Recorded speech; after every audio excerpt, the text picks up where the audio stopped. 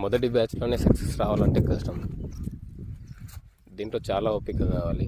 ఎంత ఓపిక ఉంటే అంత మంచిది. ఎంబడెంబడినే డబ్బులు రావాలనుకుంటే ఇవాళ కొన్నామా రేపు తీసుకెళ్ళి 500, 1000 రూపాయలు, 200, 300 కమిషన్కు తీసేయాలి అంతే, ఎప్పటిదప్పుడే. అది అనుభవం ఉన్న వాళ్ళకు మాత్రమే సెట్ అవుతుంది. మన మామూలుగా ఏమి తెలియని వాడికైతే అస్సలు సెట్ కాదు.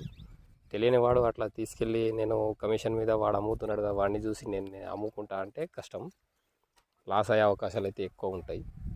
లేదు అట్లా కాదు, నేను ఒక 5 నెలలు పెంచుతాను, పెంచి పెద్ద చేసి అమ్ముతాను అంటే పేషెన్స్ ఉండాలి. ఎంబడెంబడినే డబ్బులు రావు, పెడుతూనే పోవాలి 5 నెలల వరకు.